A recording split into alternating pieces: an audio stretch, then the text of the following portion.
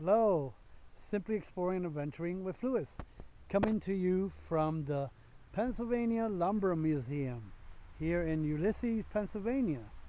We're east of Coudersport and Gailton, so we're actually east of Gailton, um, between Gailton and Wellsboro. So that way you know we're on Route 6. It's right off of Route 6. You can't miss it. Have good signage here. So let's go and see what's inside this museum. So we're surrounded by the mountains here and everything. This is the parking lot right here. There are several things around here. That's I believe the Triple C camp, and that's the Brookville. The Brookville train is over there. We'll see what's actually there. And now we're about to go inside this beautiful building here. And had I known, I would have got the camp wood here cheaper, $3. So we're going inside the museum right now.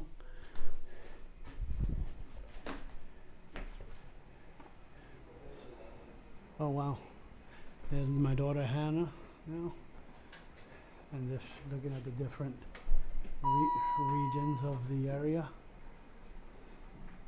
So we are up in the Potter County area up here. We're right here somewhere. And we were up in McKean County earlier yesterday for the Kanzua Bridge. No, that was the day before, sorry. Yesterday we were at the dam, Austin Dam. Oh, no. Yeah. Which we're still, I believe the Austin Dam is still down here in Potter. Lancaster's all the way over here. And we got to travel all the way from up here down to back down here. Cause that's where we're from, Lancaster County. So, as you can see,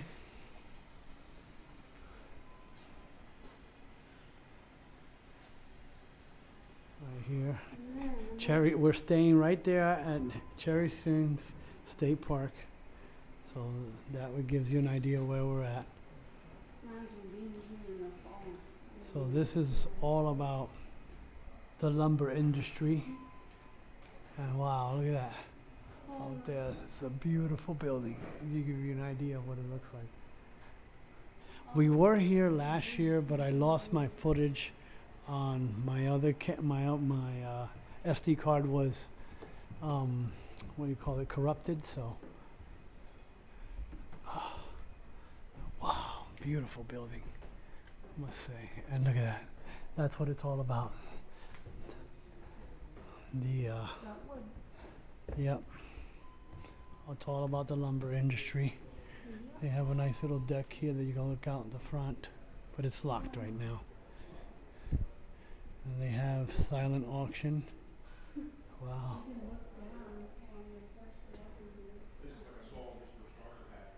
So these are, I think, the things that, yeah, these are all the items that are for silent auction right now.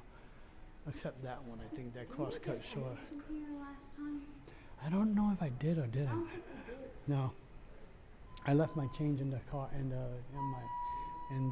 thing. Yeah. Hello. All right.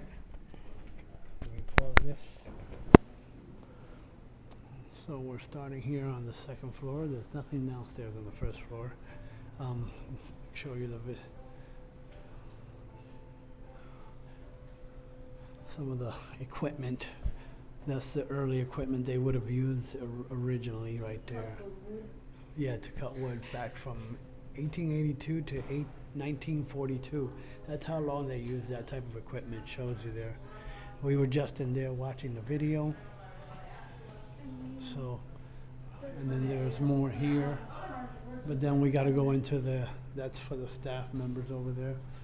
And then there's history is more of this chainsaw. Wow, look at that. That's a home light. Back from 1954 to 56. That's the first type of chainsaw? No, this one, I don't know which one is. This one says 1947 was first used. I'm not sure when it was actually invented, but 1951 to 53. Now we're gonna go inside the actual main, this is the main, excuse me, exhibit area. And last time I screwed up and I went in opposite the order. There is a certain order there. You start out from the Native American times here, when they first came in here, yeah. So you start and you go this way first. This time you actually have time to look around. Oh, yes, I know. Which is nice. Actually, I'm just gonna film it first, and then I'm gonna take my time and read and look at all the stuff. Wow. Yep. So, just to give you an idea of what it looks like in here. Wow. Benjamin Rittenhouse's compass. Oh, yeah. Wow. So I'm just gonna go, not quickly, but I'm gonna show you the each of the eras we're going through. Sorry, let me look up there. Now this is the logging in the pine forest from the 1780s to 1880s right here.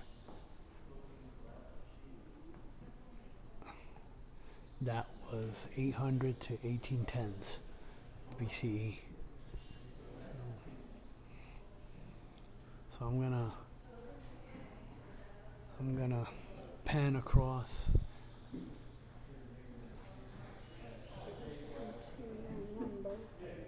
Yes. Terms are interchangeable. Timber usually refers to trees, standing trees, or felled log, and that have been cut and squared for construction. As in timber frame home, lumber generally means the processed and finished wood that is commercially available. I thought so. Yeah, you forgot about these little window things. Yeah. There's more over there. How much is that for? How much is a board foot? 12 by 12 by 1. Wow. So 12 foot by 12 foot by 1 inch Wow, is look a at the board. Is a board projection foot. Projection. It's considered a board foot. What are these things? Oh, they're log stamps. I see them now.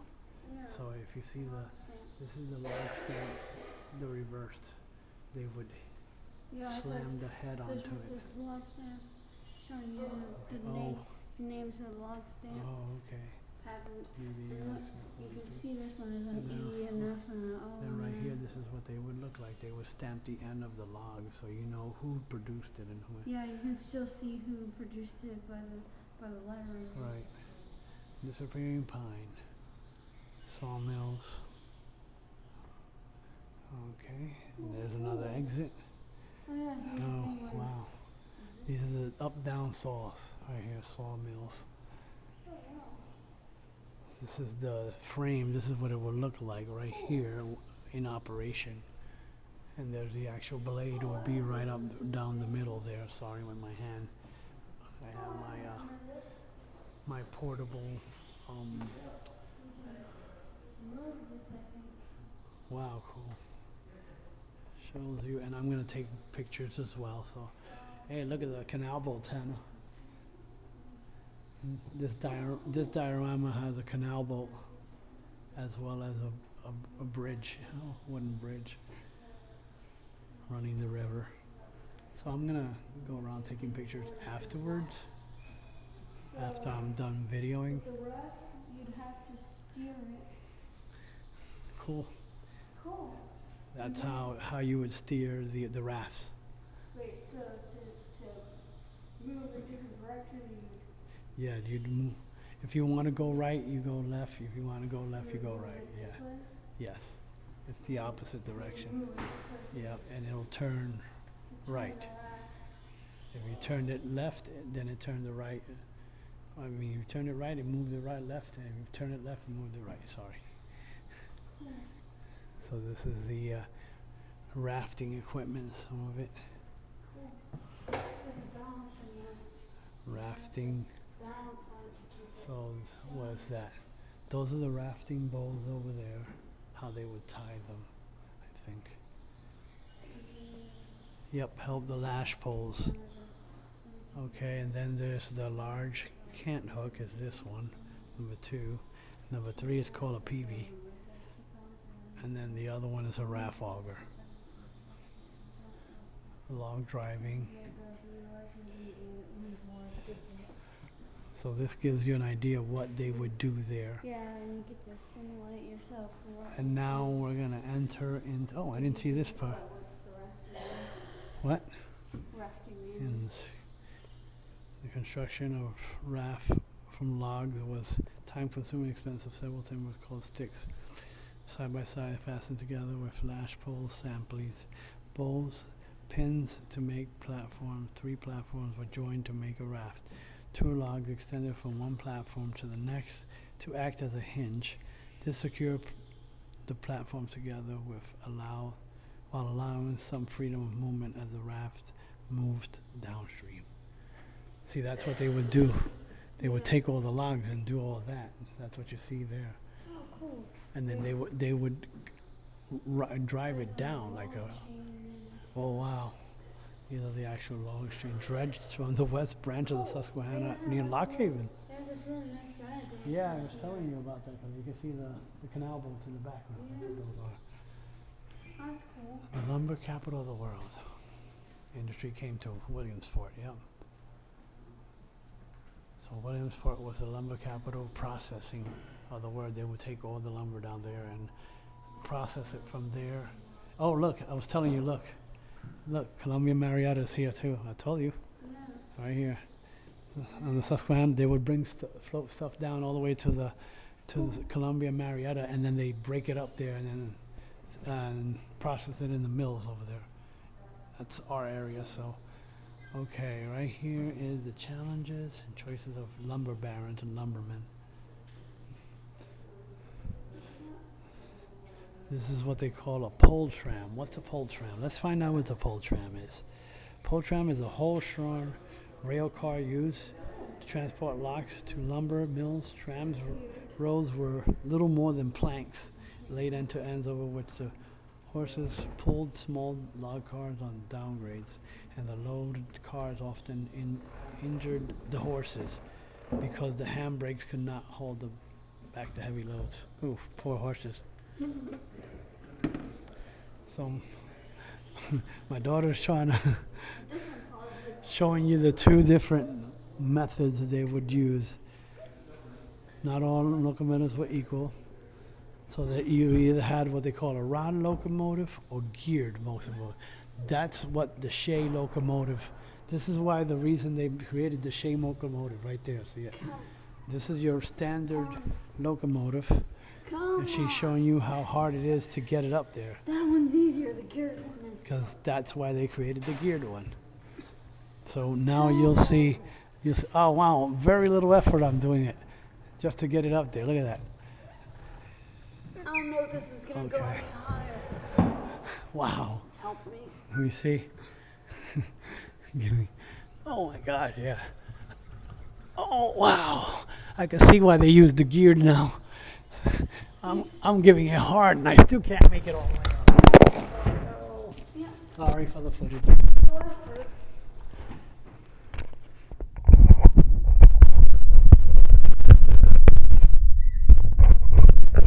No effort for the geared one. Sorry, I'm going to have to cut all that part out, but it was very little effort for the geared locomotive. The metal rod on each side connected the wheels to the steam cylinder and kept them turning unison.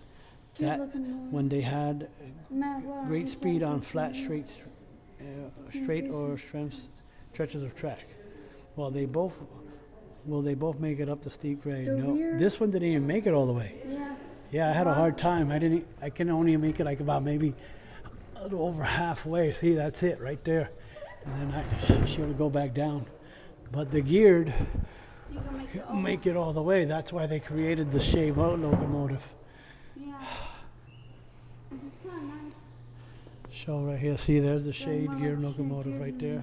And then there's a rod, a regular The rod. rod could not make it up there. Yeah, that's why they created, especially for the lumber industry. Yeah. That's why they created the Shay. Cool, look at this. The logging camp, you can look at Yeah. it right here. Yep, Or and the there's, sawmill. I said there's so much stuff here. I'm now gonna go over to this side really quick. Hemlock's heyday. There's still more. This is all hemlock. Hemlock is usually in the dark spots. Hemlock and pine mix is usually around the whole area. Wow, we don't have none. We have some hemlock, but not much. Over there in Lancaster County. But most of them are smaller growth, and there's something that attacks the hemlock. Rough and tumble crew.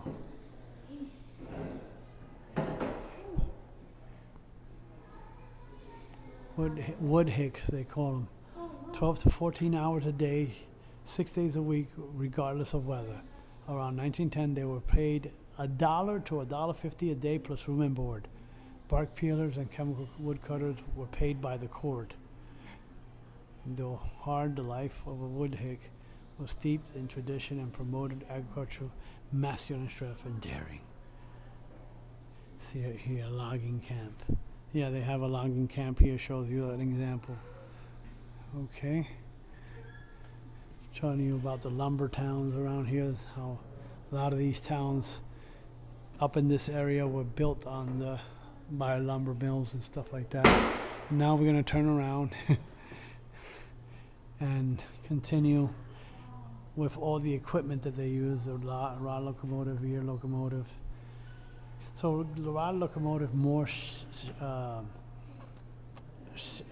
serves more for flat area, to take it to the low, like from once they got it down off this area, they would take it down to your local. But oh, they also use the Climax.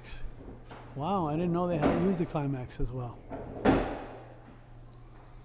There's one at the PA Railroad Museum out in Strasbourg. There's a fine example of both, actually, a Shay and a Climax. For rough use in woods. Yeah, so I have a picture of both. So log loaders, Barnhart log loader. Oh, that's an example of the Barnhart log loader model right here. A nice model of it. Cool. Showing the model how it would work, the Barnhart. That was an old one, 1887. Frank Goodyear. First lumber enterprise. Look at that huge store. So is this the same Frank Goodyear that made tires? Oh wow, look at this. Oh cool. Brother Charles started what eventually was the Goodyear Lumber Company. Wow. So I think they started in lumber first before they went into the rubber tire company. Beyond lumber, paper and pulp mills. And as you saw, you'll see in my previous video, we were down at the Bayless Paper Mill Company down in Austin, which basically created that problem down there eventually, because they didn't dig it deep enough into the ground. Save money. They were supposed to dig it in 10 feet deeper, but they never did. And it couldn't hold back the torrent when there was a very heavy rainfall back in, what was it? 1909. September 31st, I believe, 1909. See here the Brookfield locomotive. Yes. My favorite one is right to the interactor. There's the Brookfield locomotive, which they have here as well. They have a very fine example of it. It was used for tanning, for the tanning industry. Kindling wood factories. Used the waste from lumber sawmills, hemlock trimmings and edgings and dried bundles and shipped to New York City, where tenement dwellers used them for 2 cents each and 3 for 5 cents. Wow, 3 bundles. Wood chemical plants. Stave and heading mills.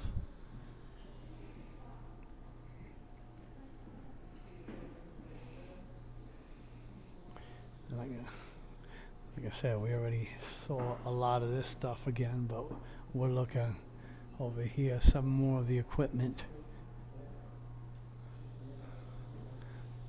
That looks like a jacket or shirt of a person. Yeah, it is. That's what that is the vest. That's what that is. That gentleman's wearing that vest right there. He was a bark peeler, actually. Probably. Oh wow, some of the stuff that they use on their free time in the camps. Chop the notch. Right here you can actually do it.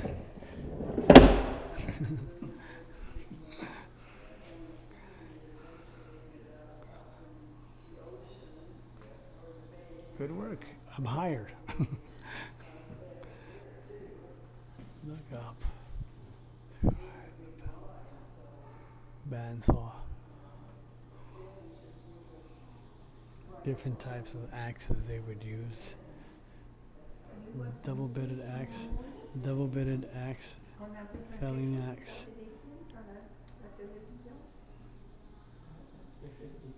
Dipping axe, bush nook, book saw. And then right here, this is you would use two people to push the saw back and forth to follow the tree. What does limbers and buckers do? Let's find out what a limber and a bucker does. Cuts the limbs from the felled trees, while the buckers cut the trees into manageable logs from 10 to 16 feet. So they have names also for the different titles for the different jobs here as well. Ready Reckoner, forms of logbook.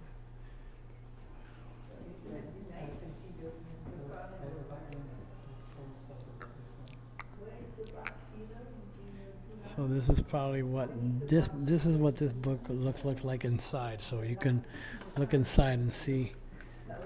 This is the measurements and all of that.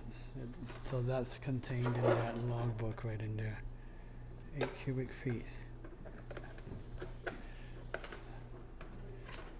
If I can get it open, answer 54 cubic feet. Board measure, okay. So that's what's contained in that little book. Measure your log.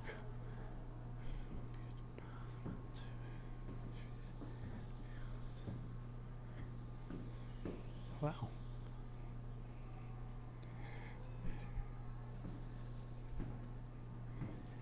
Oh wow. They're the Boom Company sample. Oh wow. Piper and Sim. Oh, these are different stamps, okay. Woodward. Right there, the B. Cool. So you can always take a piece of paper and write your own so you can know what the stamp looks like. But right there's a prime example again. Stamping the loan.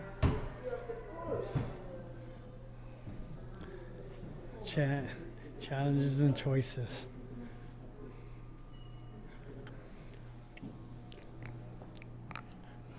Wow.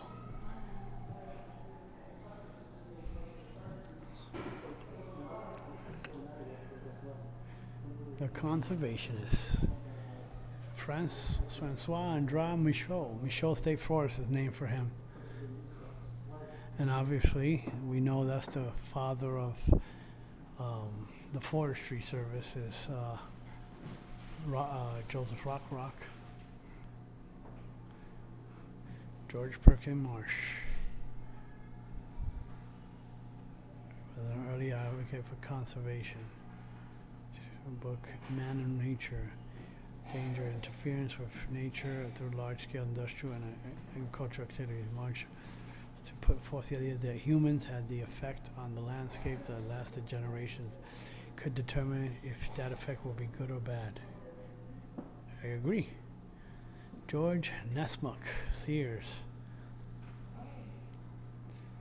Born in Massachusetts, Sayers settled in a family in Wellsboro, yes.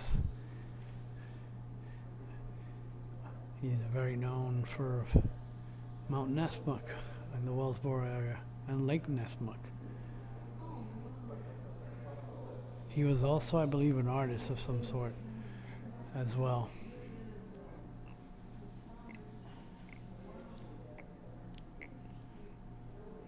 They have a placard, one of those blue and yellow plaques honoring him over there at, what is it, Leonard Harrison State Park. Graciana Lewis.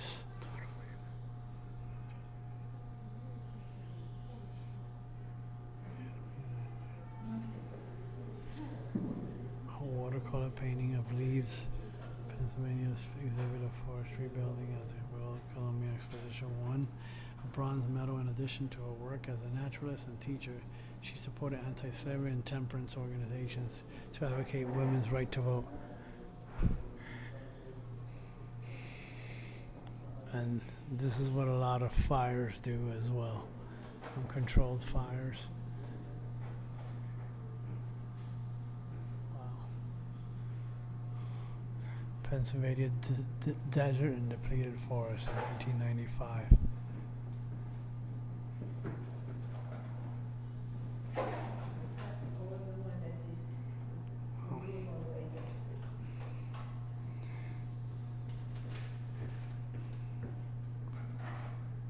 Award.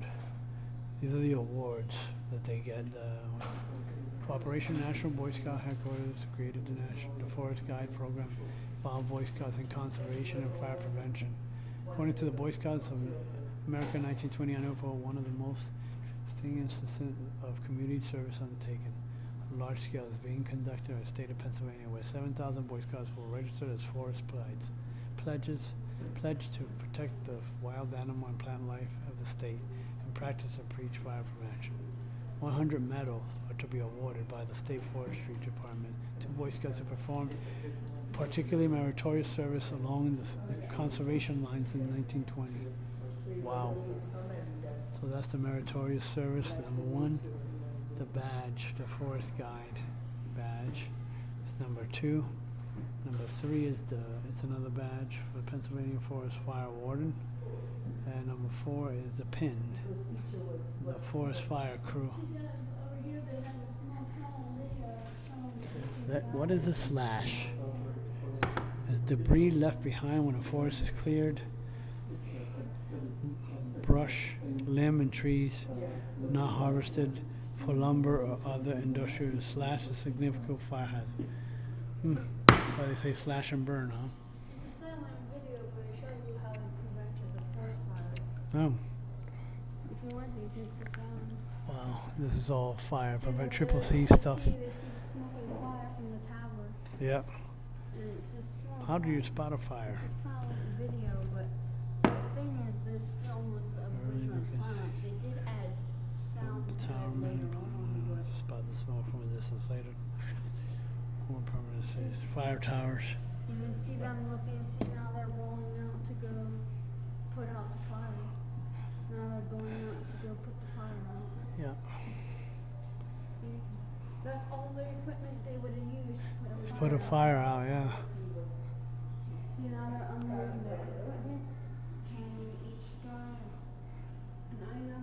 There's certain books for kids that they can, if they're interested in the forestry and industry, they can read a lot of stuff. Some of the no, 'cause I can't really record that video. That's why I'm not supposed to. Maybe afterwards I'm done recording, I'll come back and watch it.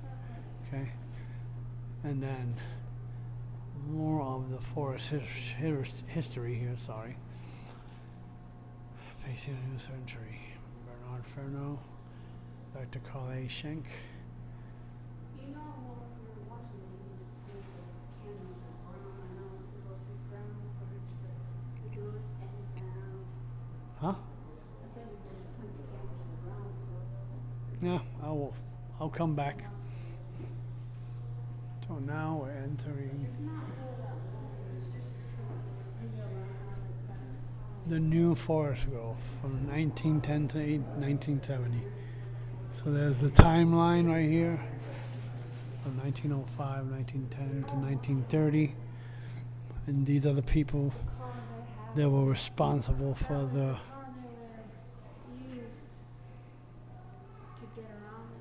back then.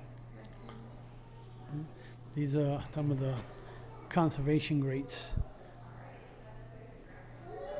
Yeah, I didn't realize that the first forestry school was started in Mount Alto. Robert Conklin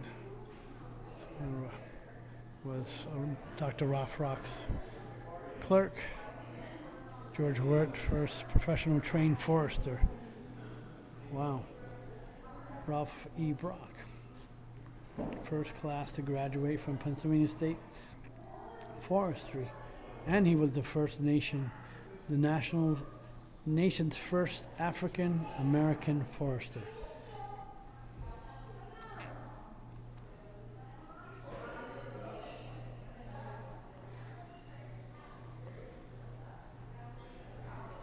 Penn State Mount Alto. That's what a big Penn State Mount Alto is now, the forestry where you conservation school over there.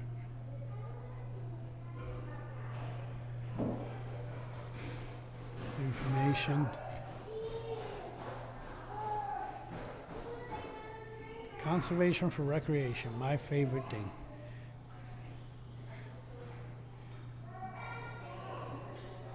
Thankfully, there's a bigger effort going on for it right now. Robert Y. Stewart, Deputy Commissioner of Forestry, under Gifford Pinchot. Gifford Pinchot himself.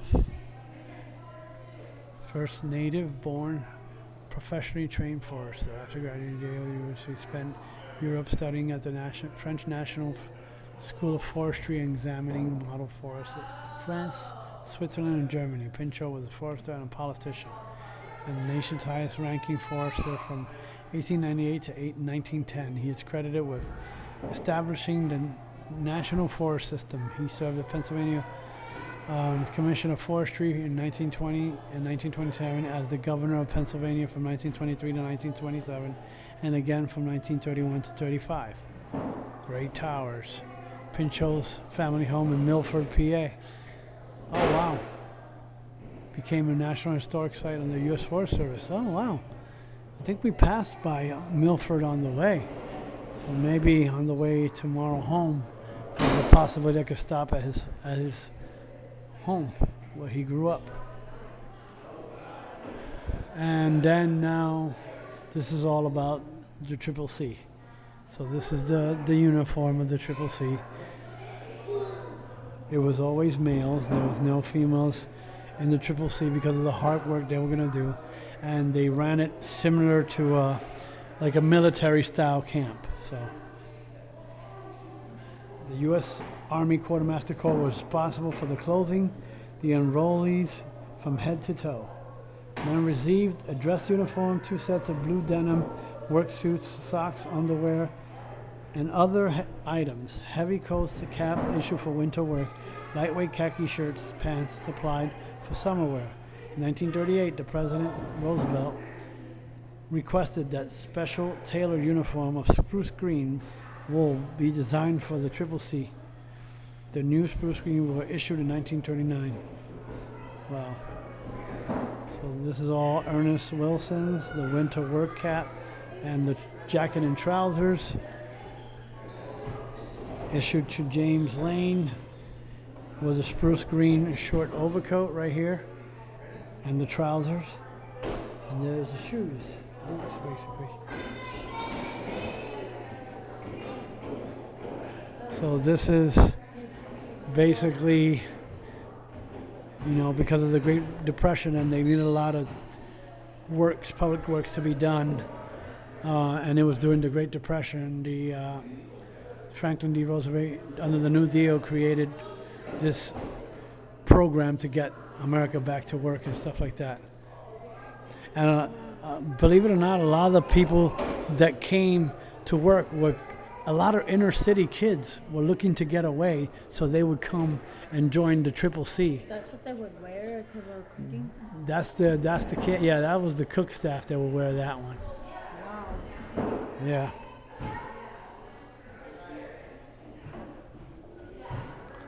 And then there's a little gallery in here of sorts. We'll get back to the main gallery here. Oh wow. It's about George Nesmuk, Sears. I've read about that wood carving all over the barn and parts for a long time. Oh wow.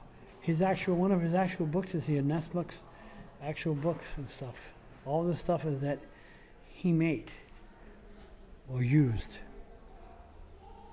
This is the Nesmuk knife right there. Looks like almost like similar to a bowie. Siri Gamp. Woodcraft. Wow. Pennsylvania Lumber Museum at 51. They just celebrated 51 years. So.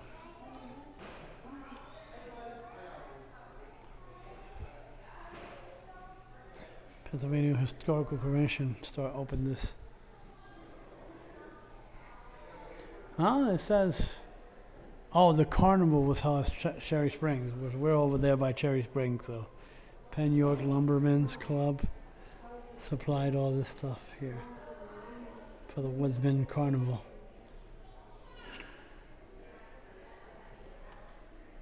Bark Peelers Convention. There's the Shay locomotive in action. Cool. Looks like it's being brought to the site. That's cool. Locomotive headlight. Oh wow. This came off one of the Shay locomotives used by the Wheeler and Dusenberry Lumber Company of Endeavor, PA. It was donated for possible use on the Lumber Museum's Shay. Image shows the Dusenberry's 064 Porter engine, number 3. Porter seemed to have had the headlight on it. Perhaps it was later moved to one of the company Shays. Wow.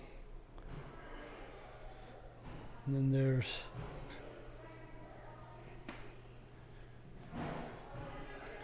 oh wow, toys, wood toys that were made by hand and carved by these individual persons. What's cool is the fish. Oh wow, the decoy, that thing looks so cool. Yeah, the wood decoy was used to attract pike and muskies for use in Ice species. The decoy will be lowered down a hole in the ice to lure a fish in close enough to be spewed. Hmm. Oh wow, look at the animals and the Native American I like the red fox and process. wood carvings. Because it shows how they carve the house. Oh wow, look at that thing. I It's like that almost like a 'cause totem. It shows you how they carve the fox and stuff. Yeah. The It's one at the still bottom, in progress. That's neat. The Yeah. guy is showing the progress. and the tools that he would use. Showing the tree Shanna, setting out of it. the teamster. It was carved in by Wow. Jews in 1985. This is a teamster She they spent call over 100 hours researching and creating the carving, which is created at her Calvin Square, PA it. workshop. Shop. And it shows an image of her making a horse carousel. And now I'm like, wow. this is what they would use back then. Some of the foresters would use to get around. Either this is the Model T runabout, 1917. Number 2 is Pennsylvania license plates. Does it even have a license plate? Yeah, it does. Back then they even had a license plate, 1917. I think it's neat. And then this is Lynn Emerick. He was the 4th Monalto class, graduating in 1909. Signed to the Cross Forks Forest Reserve in Clinton and Potter counties. First forest signed to Lackawanna Forest District quarters in Scranton, which I was just up that way. Not last weekend, yeah. Was it last weekend I was? Yeah, last weekend I was up there. Mount Alto Nursery, Pennsylvania Wood Industries.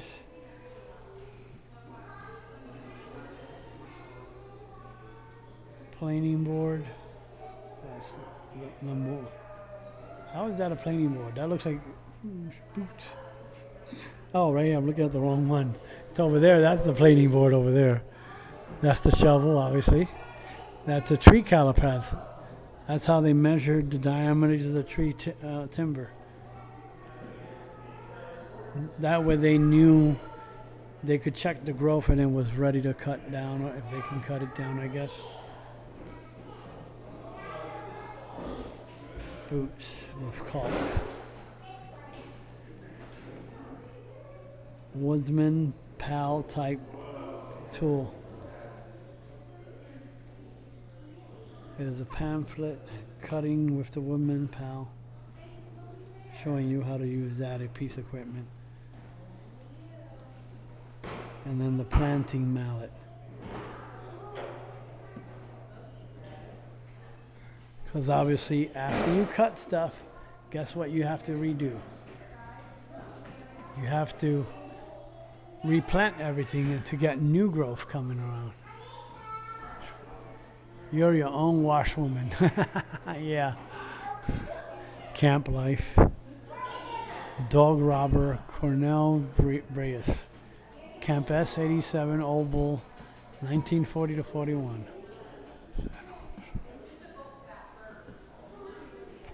My duty was to clean their quarters and serve their meals. No laundry.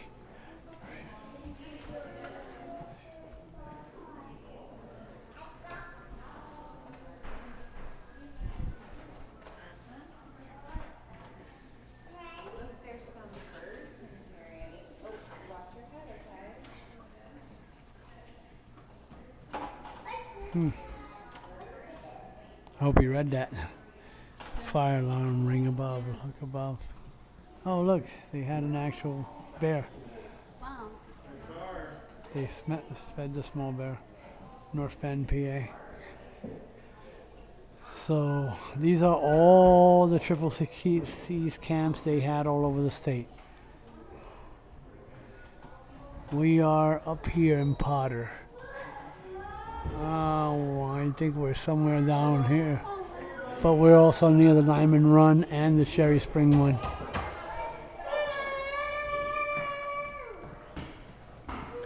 Oh, wow. Foot Locker. Yeah. It looks like an old military World War II style Foot Locker like I had when I was in boot camp. Similar, yeah.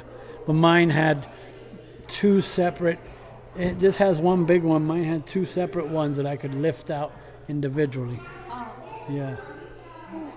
And I was supposed to put like my personal stuff went on the top there, and then my clothes went underneath. Wow. This is all the C.C.C. Look at that one. Stop C.C.C.S. Oval. And then obviously it's not all work and no play. They had time to play baseball and stuff like that, their own teams and stuff like that. Camp Recreation Hall, they have things they can do there. They can play at the pool or whatever, at the Kettle Creek. And then there's more stuff over here, as she was pointed out. There's old bulls. There's the stuff they would wear on their lapels. What's that stick for? I'm wondering what 8 is. Oh, it's a carving. Okay, C.C.C. carving. Okay, by Elmer Cornish. Wow. Oh, wow. And there's number 4 is a Forestry Trail Handbook. That's how they would build them. Oh. Yeah. It's a handbook on how they were supposed to put the stuff and create the trails. Oh wow, a leaf pass. Oh, wow. Where is the leaf pass? It's number 13. C12. 16. Oh, there it is. There's a leaf pass over there. So I guess they could leave their camp and go and maybe home or something, visit home. Oh, there's some menu plan we have. Yep. This pass was also went to William Clifford to take annual leave from 6:30 a.m. on July 1st to 6:30 a.m. until July 7th. So they had about a week they could take off. No. Yeah, from July 1st to July 7th, so almost a week. Their annual leave. This is what they would eat. Showing on their Wow, there's their meal plan. meal plan. You can see what they Wow. They would have salad, bread, butter, and dessert. That They is just cool. have stuff. So this is it's a Kellogg's meal plan, it says. Sometimes they would have dill pickles, bread, butter, Corn sometimes flakes, even coffee. Rice sometimes. Krispies, Pep 30% bran flakes, wheat crumbles, all bran, all rye flakes, wheat Krispies, Kellogg's 40% bran For flakes. drinks, they mostly have tea or coffee. Wow, yeah. There's the pins, lapel pins. Showing you what they would have for breakfast, lunch, or dinner. There's the gift shop as well. And then this information about the Allegheny Forest and Pennsylvania State Parks.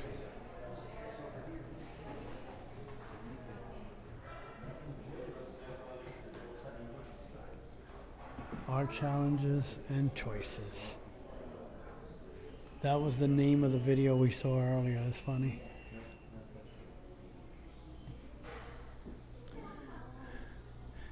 And oh wow. And then this is the modern industry still. Marcellus Shale.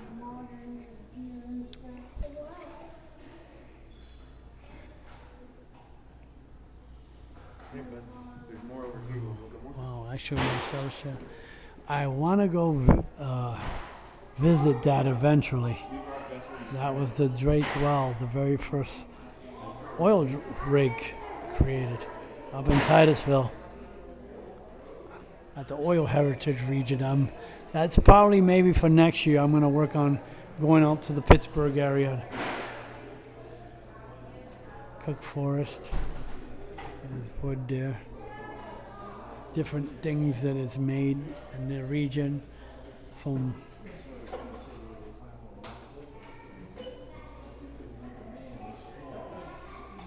that's called a sap spile. When they go to tap the sap from certain trees that like maple and stuff like that, they use those so it can drip into it. There's Pennsylvania crude oil. That was up from the Drake Well. Wow. And then there's Pennsylvania maple. And then there's, I think, there's a Louisville Slugger bat. There's a billet.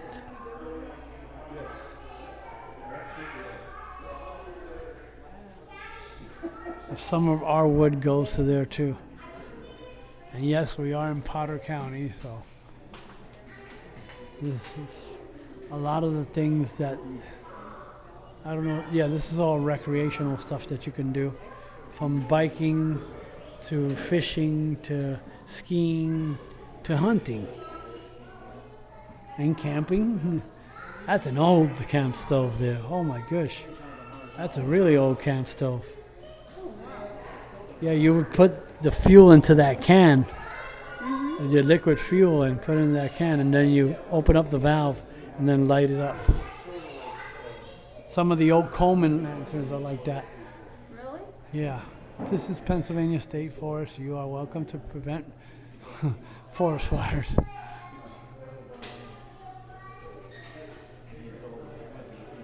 And then this is different recreational stuff like I was just pointed out at Old Bull State Park. Hunting, trapping, fishing, observing nature, skiing in Denton Hill, hiking, biking.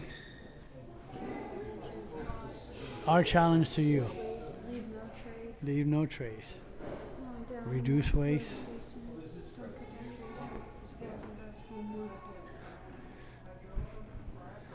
So this is basically the tour of the main gallery area here. I'm gonna go around taking pictures, but we're gonna go outside. So I'll be right back.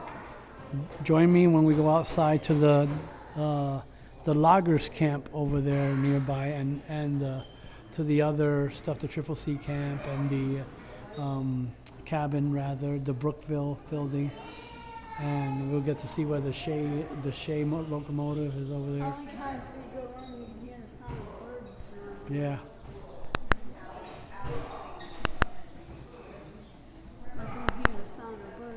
Wow, 46 minutes so far. So we're entering the gift shop here area. They have a lot of handmade wooden crafts as well. Stuff you can buy and take home with you. Rattlesnake eggs? What the heck? Soap, handmade soaps. A lot of this local artists make, and artisans make a lot of this stuff. This is handmade stuff. Oh, cool. Look at it, it's a snake. Yeah. They also have bracelets. Wow, $14. They also have spoons. That is a big treasure box. Sorry. Didn't you get one of these? Huh? Debating whether I wanted to buy a snake or get one with stuffed animals, because they have a tiny little stuffed animal. Oh. How much are they? I don't know. I'll see. Read them. Miniature deer. Look how tiny they are. $1.50. Cute. One of this is custom made or machine made. Oh wow, they have the train. Something Pennsylvania Lumber Museum. And then they have, oh wow, this one has the coin already in there with the train. It's rubber. What's these? Oh, PA Lumber Museum bears. The bear heads. They have these pins. Lumber Museum pin. Do you want to go back with TV? Tie tack. Pick something quick and give it to me. I'm debating between the rubber one and the wooden one. They want $12 for the stuffed animal. Wow, that's crazy. $12 just for a small stuffed animal. I know, Hannah, I can see. Wow. I could pay for a snake or one of the dream catchers for $4 or $5. Oh, it's only $5. Okay. So which one do I get? The The snake. rubber or the Oh, wood? $150 just for a miniature. Oh, look at that. Look, a minute. That is cool. Miniature deer. Deer for, yeah, $150. I was looking at that. I was like, oh, that's cool. Yeah. Visitor center sticker. Look at the tiny Dad, What? look at the tiny fish. Yeah, I know. That's so cute. Oh, they have the actual patches here, and some of the people that collect those things. They want $12 just for the stuffed animal. I know, Hannah. That's a lot of money. If it was like $4 or $5, fine. But $12, come on. That's For $4 or $5, I could either buy a snake or pay a dream catcher. It's like $5 for the smaller one. oh, you either want the green Either get the dream catcher or the snake. Well, how about you can? I'll let you get both. Okay. Okay, But the I small gotta wait to figure out what for the same price. Yeah, I don't think so. this one right here. I mean, I know it's supporting $5. this place, but This one I think is like $5. are you sure? This one over here is like $7. Let me see. Yeah, this one's $7. This one's the $5 one I think. Is it? The small $6. one. $6. Oh no, it is $5. Is it 5 or 6? $6. I can't read. I can't read it either. Right here it says it's $5. $5. For 5-inch one. Okay, This one, it's yep. like $5 for this. So you want to get that one? It's Yeah. the same thing. So Yeah, I'll get that one. I'll get. Oh, this one doesn't have the tag. Oh, what the heck? Yeah, so get me that one. And then And I'll if get you a want to snake. get the snake, that is cool. Look at that, the little lumber I truck. really wanted a red fox last year. Yeah, but not, sorry, I messed They up. want $12 just for the. I know. They also have a chipmunk. They have an eagle. Okay. They have a dog. They have a cat. I like the dream catcher. I always find dream catcher pretty. I want to see how much. You guys are like a really big dream catcher in Halloween.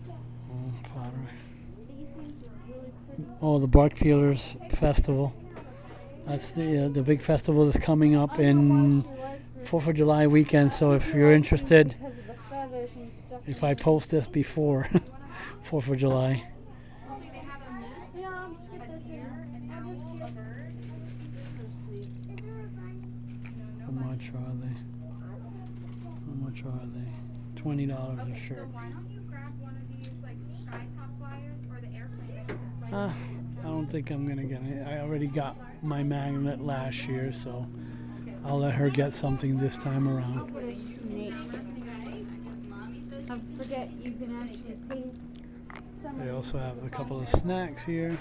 Those are pennies that you can make in the penny machine over there. Yep. There's 4 different designs where you pick the design that you want, and you put 2 quarters and a penny in it, and then the penny that you put in is the one that you push, and that's the one that comes back out. Ghost Lumber Towns of Central Pennsylvania.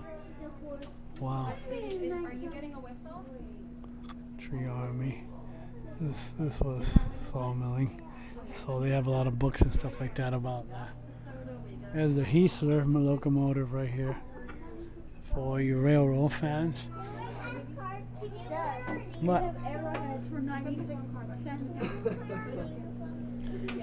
For the arrowhead. Yeah, They only no. want 96 cents for these. But I could get I don't one. know. I don't know if they're real or not, though. I don't care if it's real or not. Okay. I'll Yeah, still- 96 cents. I'll It's not still bad. take one of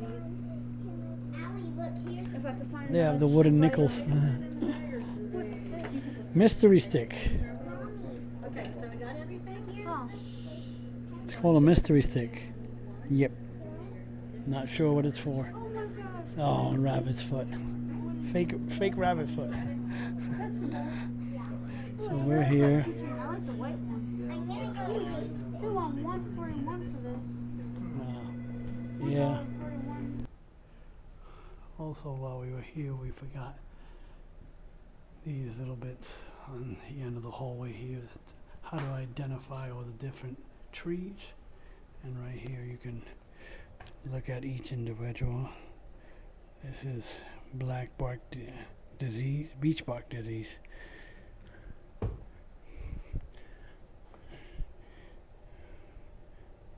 Variety of threats, and you can actually feel what it feels like.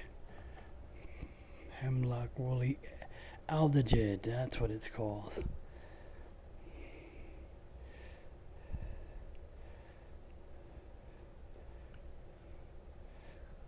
That's what's killing the hemlock. So that's what it looks like, the aldehyde.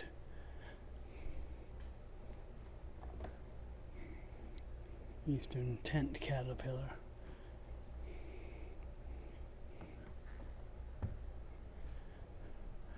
White pine, eastern white pine, blister rust is called. I guess something called blister rust. American chestnut. Chestnut blight. And there's animals of the mountains. There's your gift shop. So now we're outside. She's gonna grab her water. I'm gonna take my time walking up to the, I think that's the, I forgot what's in there. I don't think that's the train shed. I think that's something else though. But so there was a easier way to come in, but I had to go. I purchased a little bit more wood. That hopefully it'll be super dry and will burn easier tonight, and then I can burn my harder wood on it.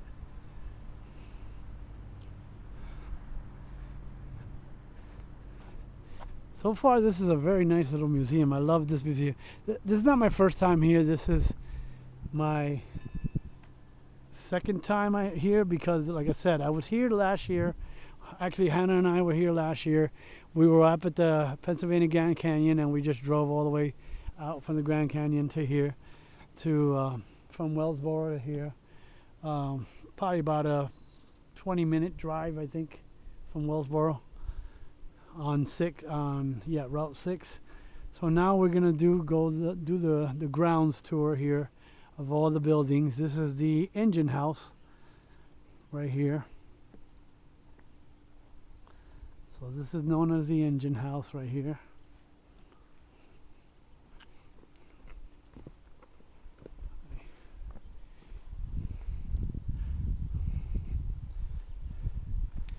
Pennsylvania's logging railroad.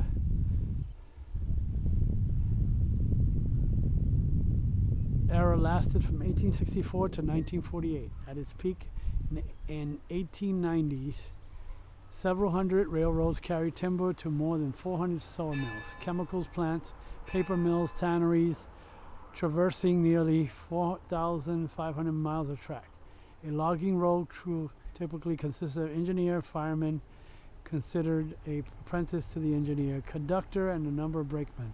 Engineer drove the train and saw the aspects of the mechanical operation. The fireman made sure the steam engine had enough power to move the train up the steep grades. The conductor kept the train on schedule, ensured the rolling stock and cargo were in order, completed company paperwork as directed by the conductor. Brakemen operated the handbrakes on their individual cars, assisted with the coupling and switching of the activities. In 1910, a Goodyear lumber company paid engineers working in this area $3 a day, while firemen were paid $2.75 a day.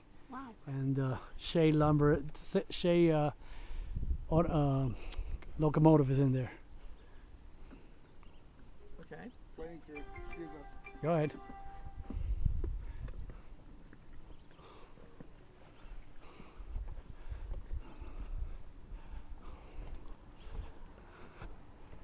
Cool. Oh wow. Hey, what's that back area over there?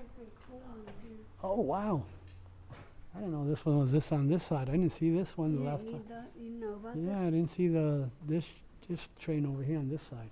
Yeah, because the Wow. wasn't Open that day, so we'll check it out shortly. But there's the Shay locomotive, I know they had that closed.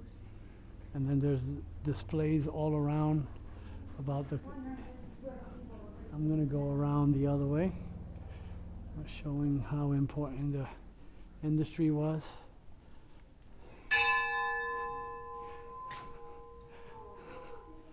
I'm gonna go and show the whole Shay. So we go in, and that's what made this special, because this train was gear driven, unlike most other trains were wheel driven, because they needed the extra power to get up these steep hills to bring the lumber down to the local area. Built by Lima. Probably, maybe. Wow. Like I said, there is another fine example of this locomotive over at the PA Railroad Museum in Strasburg, PA. The guy who invented it, from Shay, the Michigan sawmill operator, devised a new and better way to transport logs. Timber harvest in the Midwest was slow process due to mud, weather, and limits of animal power. A financial crisis in 1873 pushed Shay to explore using steam-powered tramway in place of horses. With the help of William Crippen, a local foundry operator, Shay designed and built an innovative geared locomotive, and even distribution of the engine's weight over the driving wheels generated more power and stability. Conventional locomotives at the time broke or jumped wooden tram rails due to sudden force applied to the drive wheels on the downward stroke of the piston rods. Shay's geared locomotive applied smooth and even power to all its wheels. So this is the very first Shay locomotive example of it. I'll have photos of this. Wow. So that's a track gauge right there.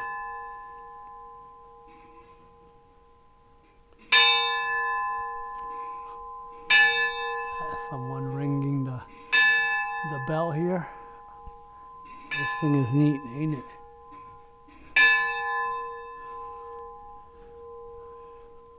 Now we're gonna go up into the cab. So we get to do the cab tour too. And there's the tender. Oh, it's my daughter really. She's ringing the bell. Ring that bell. There's the inside of it. Okay. You want? Just once. It's fun. That's not even that loud. I know. Okay. There's the front end of the tender. The rest would be water. All the coal would be on this end. The rest of it would hold the water.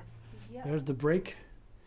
So Like the some of brakeman this would would sit hold over here, and then the, coal, the rest engineer hold would sit water. here too, because this is all the engineer.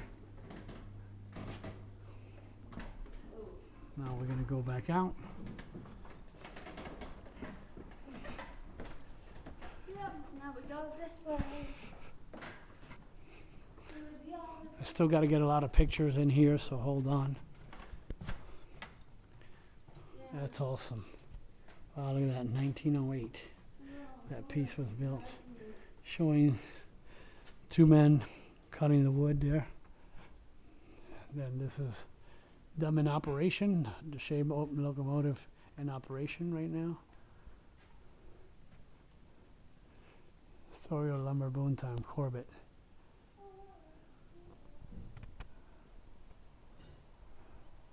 Seven miles south of Gallatin. Oh, Gailton. Sorry, I keep on saying Gallatin, but it's Gailton. So there's the regular locomotive. The Shay locomotives will bring the lumber to them. On the other side, they have stairs that you can go up. Yes, I saw that. You can actually go up one. Yes, I know, Hannah. Hold on. So there's a log car, and we are in Barnhart's log loader shed. So there's the sign for the loader shed here, and then you can come in from the other side where the Shay train is at too. But look at this thing. They have an amazing example of this thing here still. Wow. So this thing turned and pivoted like a tank does. Here's the back of it.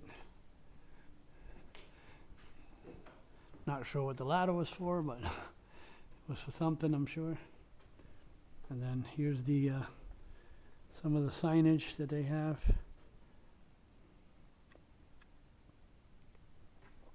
Pictures of the log loader in action, I think. Yep, right there.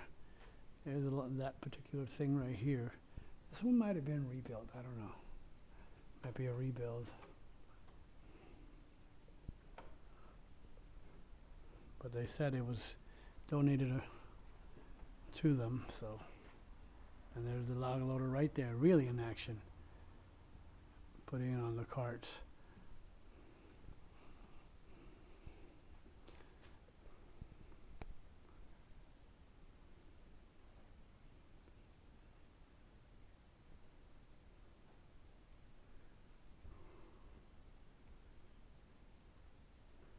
And pause to read that, both of these. These are the big contributors to the museum here. All the local businesses and individuals that have contributed to this museum to make it what it is right now. So I left my soda there temporarily. There's the log binding chain right there.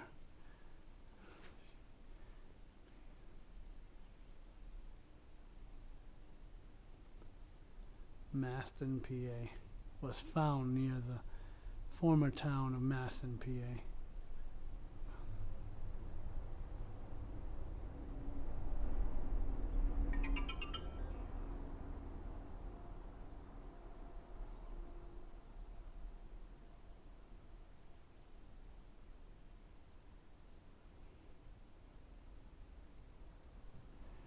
And again, the sign for the loader. This one was number 10. We're going to walk up to the and check this thing out. They might have reused a lot of newer parts because that looks all new. I don't think this thing is that new. So they might have rebuilt it or something, reconstructed, except they kept the original machinery and the boilers and all that stuff is all original. But the inner works looks like they were rebuilt, as well as probably like the outer was too. Marion Loda model number 10. That is so cool.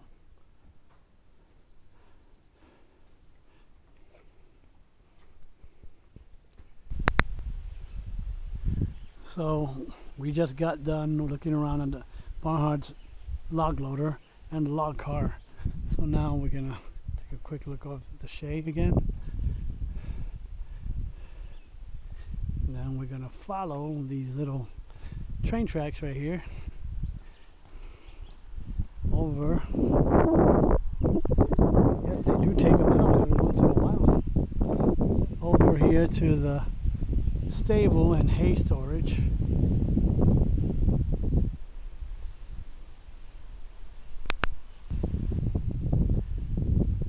You can read this sign this time.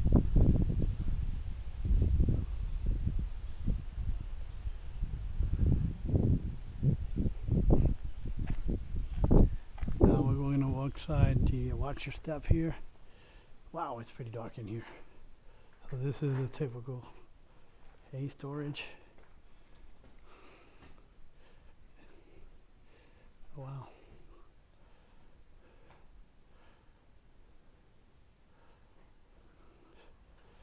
So they did use also animals as well to pull the logs and stuff.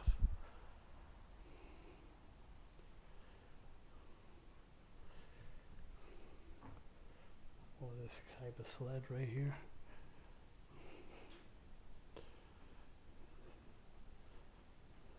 So this is known as the Tack Room. Oh wow, cool. Look at this guy.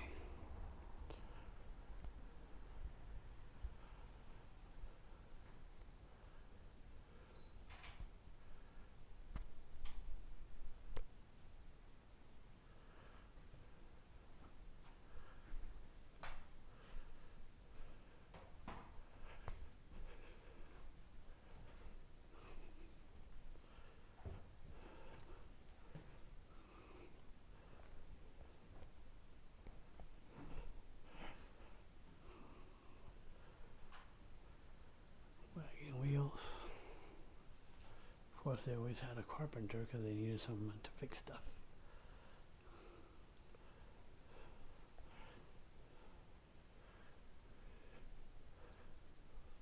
Yeah, these are the actual sleds they would use.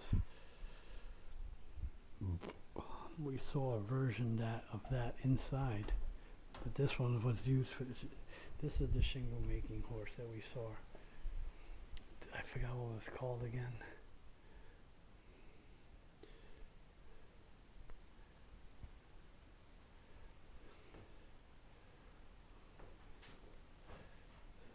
That's a pit saw they call.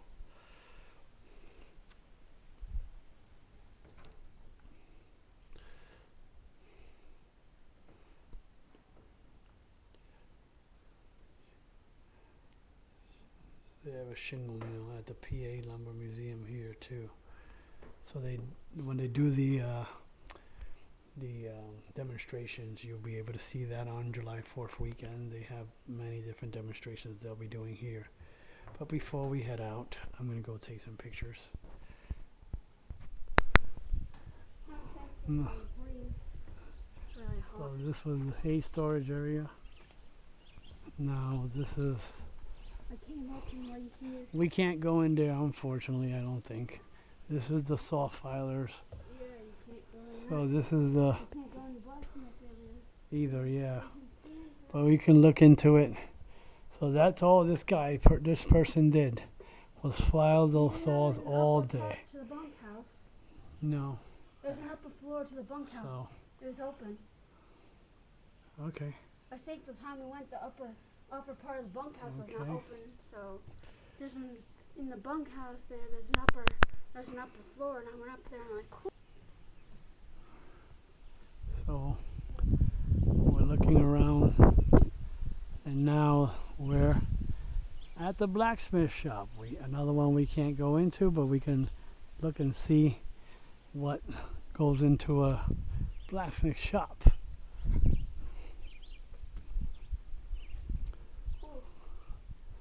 Oh wow. I know we saw into here in the next thing over, but we didn't see the whole bunkhouse. I know there's an upper floor to the bunkhouse. Yeah. There is. You'll see it when you go up the steps to there. It's not that much steps. Okay. You'll see it when we came. That was closed.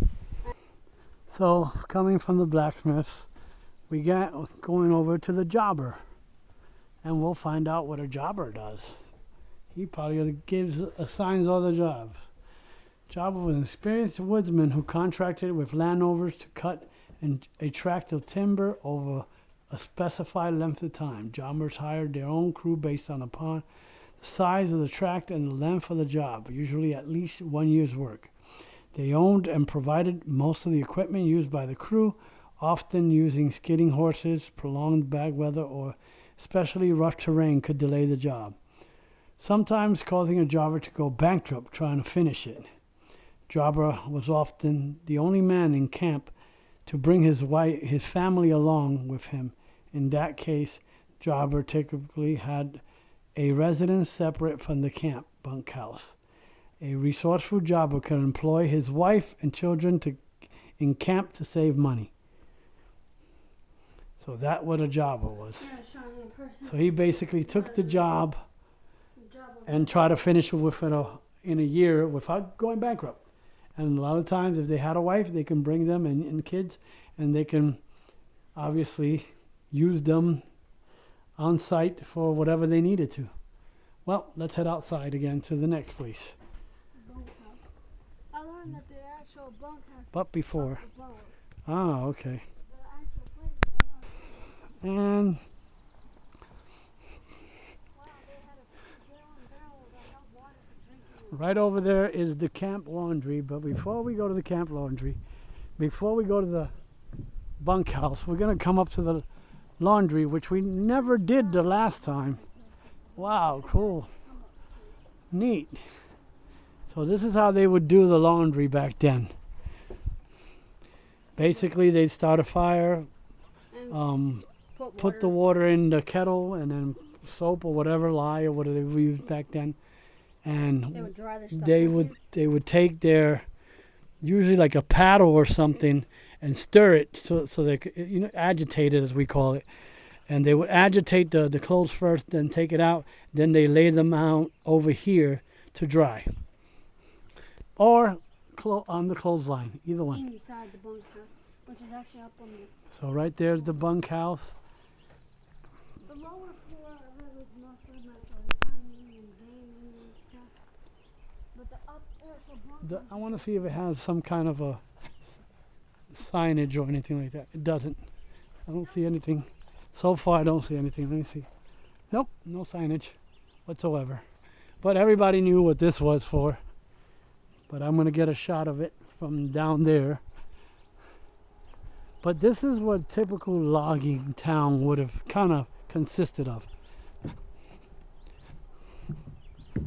Everything in a logging house would have consisted of. And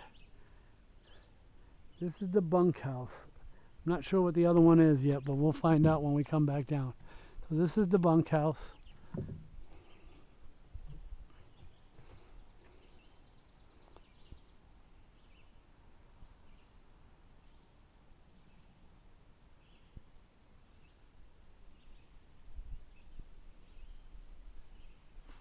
$60 to $100 wood hicks would fit in these things? That's crazy. Oh, that's locked. Something is locked there. This is the mess hall right here. So this is the mess hall part of it. We saw this lower part the last time, but I don't think we saw the bunkhouse the last time. No. No. The actual bunkhouse is up here. Ah, okay, that's what that door probably upset. Well, let's look around first. This is the foreman's room. So this was, he had his own thing. Then over here they have it. More empty. Is that supposed to like give you an idea of what they would have used this table for? Right, this is the dining hall. They would eat here, Hannah. They eat here, but on this side, you see But it's right here they show you an they have exact the game board. replica of what they would have, Ate. how they would have eaten everything, and what they would have, what kind of food they would have eaten. Which they seems like they eat pretty good because they even had donuts Is back that a then. big piece of meat? Meat, yeah, that's a big piece of ham, eggs, fruit. They would even have But I was donuts reading and that a bread lot of and the stuff. times They don't always have it. these guys had to stretch out their food for the month too, just like the Triple C guys. Yeah. Then over here, You got the there's more tables, and I guess after they were done, they could play checkers. checkers. They could play, you know, so they give you They an even idea. have their own little store here. Ah, They, that's what this is over here. they have a little store there. They have the kitchen area. over This is here. the kitchen, And obviously. over here, they even have their own little camp store. They would sell Oh, stuff. cool. That's what this is. Yeah. But this is the actual kitchen with the little over camp here, store. They had camp store. You could buy Stuff, like yeah. gumdrops, chocolates. Chocolates, they have their own little camp They store even here. have combs, everything. That's the, you needed. shows what a camp store would have looked like back then. They would have. Would have been a little bit bigger, obviously. They would have sold this stuff like And chocolate, stuff like that. Hershey chocolates. What you and see there is what the gumdrops and stuff. Intertype, look at the old Hershey's logo. Ivory soap, wow. That is neat. I gotta get a lot of pictures of these stuff too. So that's what this other secondary building is. The kitchen area. Kitchen area. And we're gonna go up to the bunk house for next.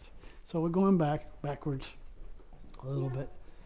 I'm going upstairs to the bunk house now. Like I said, the bunk house was not open the last time we came through this tour. Wow, beautiful. Old style.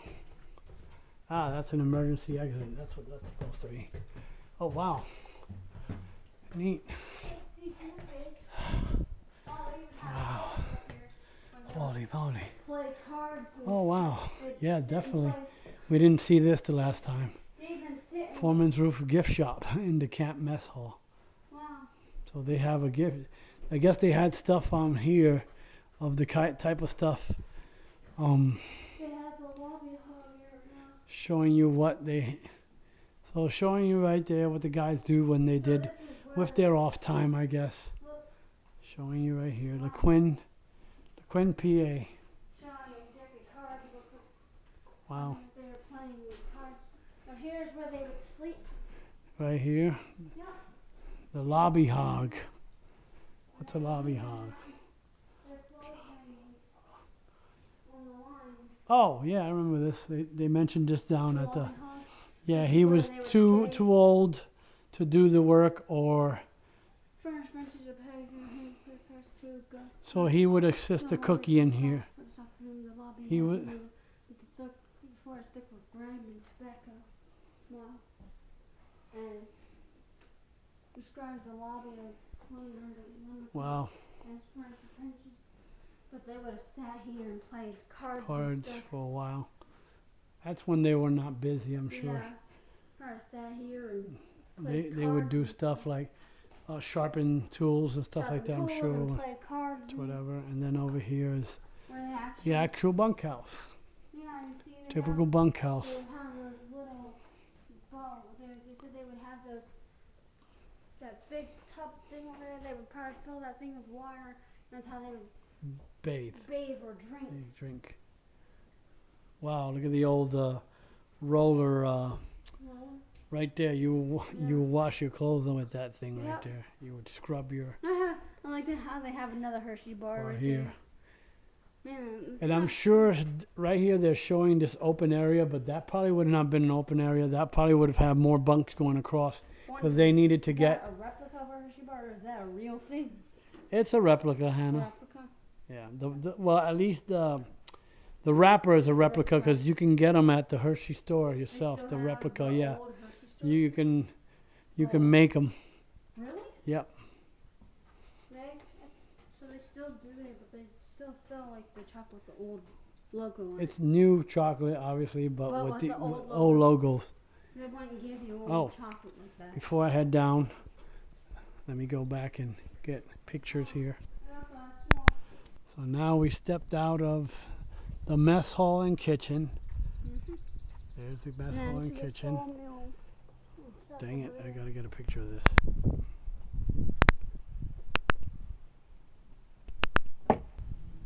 So stepping out of the mess hall and kitchen, we step down these steps here, head down the tracks over there to the sawmill and birch still.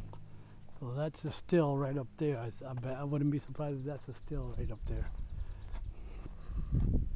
So we're walking down the log holding pond. That's the log holding pond right over there. And there's another log car over here. Oh, that's a water tower. Never mind.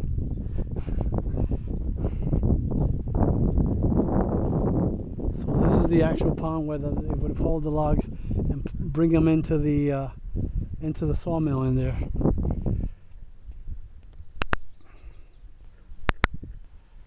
So we just noticed this. That it said it looks like B&Q, but when I felt with my finger, it's B&O. So it's an old sign for the B&O Railroad, which did operate up here in the northeast part of the northeast part of the state. Well, actually north central part of the state, but now we're heading down. So this is a backside view of all the buildings. Now we're heading down to the sawmill area. And we still got the other side of the facility here to check out yet. Whew.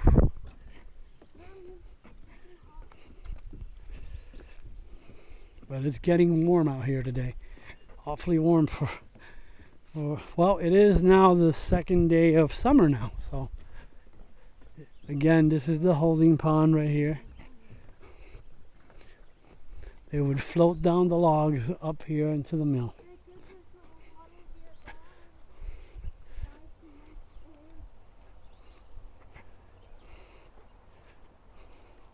So as you can see, it says sawmill before we enter. Let me get a picture. So as you can see, the logs would have been floated in, pulled up by this winch over here, up to this to this sled right here. I think that's what they call it. Then they rolled them on over there. They'll probably put that piece of equipment, I forgot what they call it, to pull it. It looks like a C.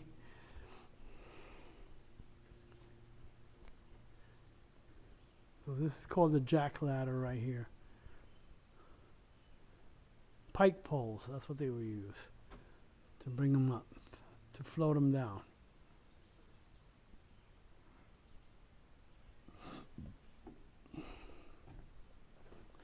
So they'll pull them up and then they roll them onto the sled, and then on that part they would pull them on through to into the circular saw over there. And as you can see, there was a head saw and then there was a edger saw.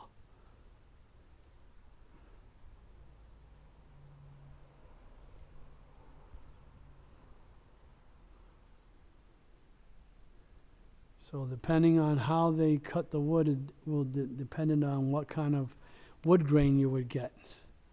So if you quarter sawn, plain sawn, or rift sawn, you get certain types of end grain and stuff like that. And again, this is more of the equipment here. I believe the carts they would use a cart at the end there. Once the wood was cut, the slabs of wood, you know, dimensioned wood. And then over there's steam engines and the boilers down that way. From logs to lumber shows you the whole process. Then it slide down this carriage, as they call it. And right there it shows you a diagram of how it works. Then the cutoff saw is the saw they use to trim off each of the pieces, you know, to length. So that will cut, we will rip them basically. That big boy would rip them over there, and then, so like I was saying, they'd put them onto this sled, and then those stings would hold them down while they brought it across, and then they would slide it across, bring it back, move it again, recut it again. So several times they do several passes. Again, those are the sleds to catch the planks of wood, or you know, maybe like a 2x4, 2x6, 2x whatever dimension they needed. I said a log that is 8 feet by 12 inches, wow, wide, will yield you approximately 45 board feet in volume. This mill can saw 10 to 12 hours, logs like this per hour. So now we're going to head downstairs before we head outside. Back up to the, there's a deck that takes you back to the main area. So right there was some pictures, a little clearance, so they put, nice touch. Oh wow. We didn't get a chance to come in here the last time, so that's pretty cool. So this is the steam engines that powered the mill upstairs, as you can see. So this is the steam engine, this is the engine room right here, and all this powered everything up there, usually belt driven, as you can see. Everything is belt driven. That's neat. This is the engine room and the boiler. Where's the boiler at? I don't see the boiler. Somewhere in here there's a boiler. Somewhere. Oh, who knows? Wow. Looks like you can actually come in here at certain times, but maybe that's just for the staff. So this is the workshop right here as well. The wood shop, actually. Again, it's all belt driven here, and here at the wood shop as well, and they have it closed. They probably open it for demonstrations and stuff like that, maybe, or people just stand out here and check it out from here. But there's the belts over there as well, and you can operate everything from lathes to drill presses, everything.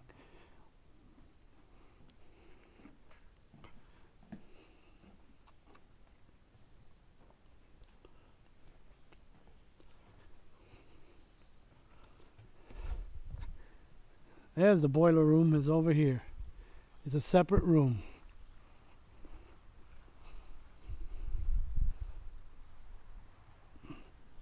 So that was the sawmill. Whoa, that's a big boy.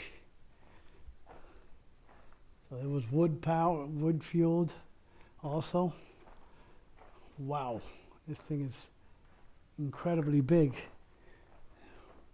There's the old pit. There's something. There must be another oven here right there. That's how they would feed it too as well. Steam engines in Pennsylvania sawmills typically powered. Oh no, my soda fell over there. I'm gonna have to go get it. I don't want to have to climb over this thing and get in trouble.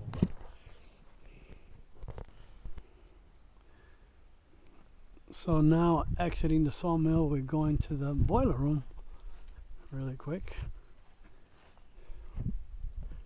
And there's sled. We're carrying logs. More. Just probably taking it to the camp or to market or whatever. I'm gonna have to probably climb up one of the big rafters up there to get that shot that they got outside. But here's the two boilers. I'm not sure what this pit is for, but there is another stove or oven down there as well. Here's the massive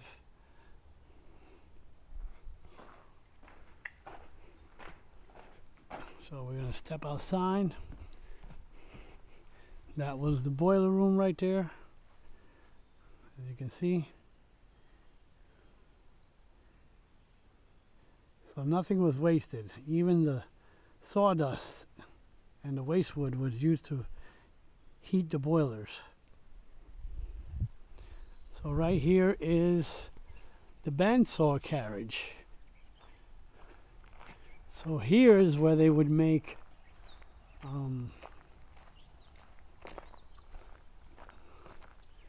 the shingles. This is the shingle mill here. So that equipment right there was used to make shingles. So there's the shingle. I don't know if that actually was it or something else.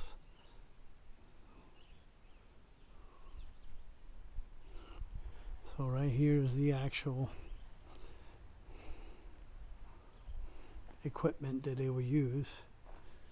And again, it was on rails. So they would probably bring it on site and do what they need to do on site.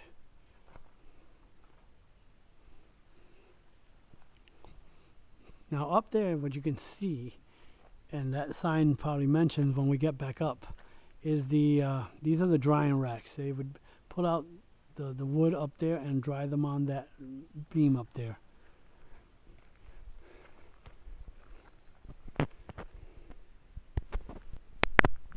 I've got to get a picture of this bandsawed.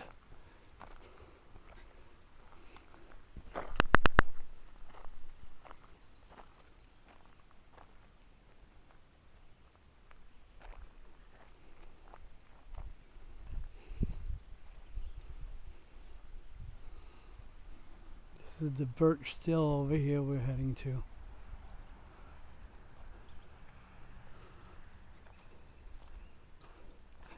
That looks like it's a more modern, yeah, that looks like a modern sawmill right there, new style. 'Cause that cradle right there cradles the wood, and then they would bring it up and feed it. But here is, I think this is the, was known as the birch still.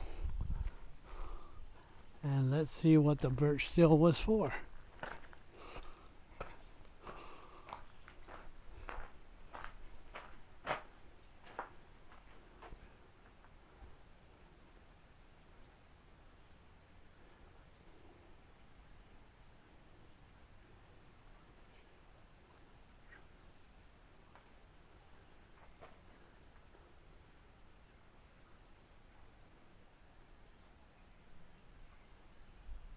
Wow, that's awesome.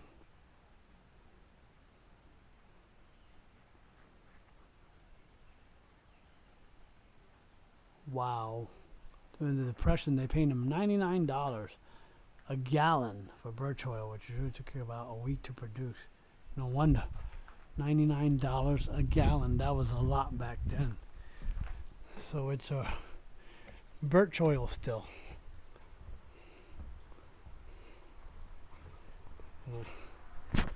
Wonder if you pull this cord and we can see what's in there. Oh boy, it takes a lot. Oh wow. I don't think they have anything in there right now, but let's look. I can't see much anything in there. I guess they don't have the actual metal basins for it. But this would have been the actual still where they, as you read, they would distill stuff. Basically, birch oil. Let's read that back again.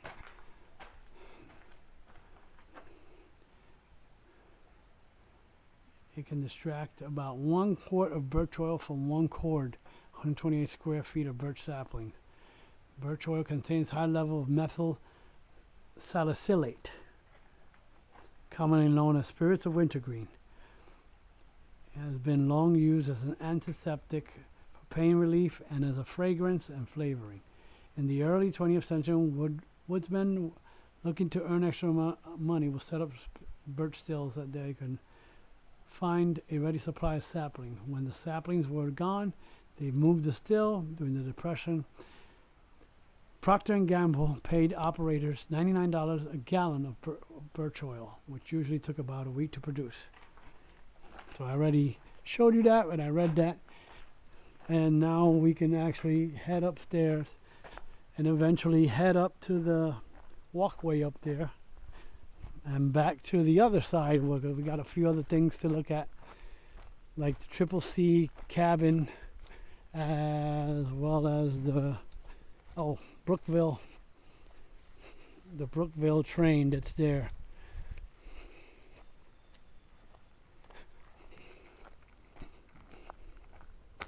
Did I get a picture of that?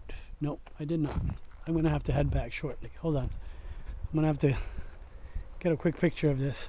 And if you continue right down that way, the Forestry Trail goes up and around the property to where I'm supposed to head anyway, but I'm going to take the shortcut and then go to the campground.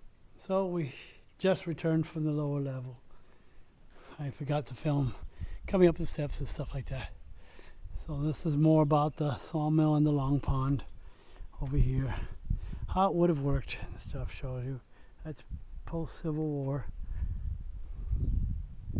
This is the lumber drying ramp.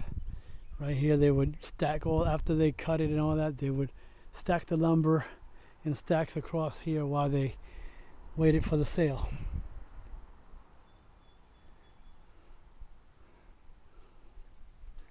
And now we're gonna head down the ramp. So again, we were just down there. We saw everything down there already.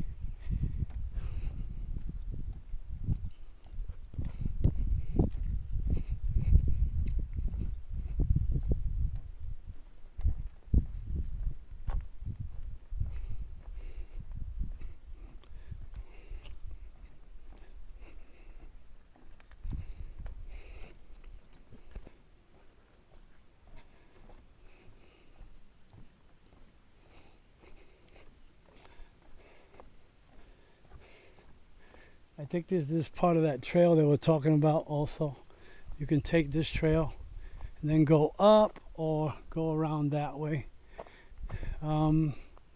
This brings you up behind the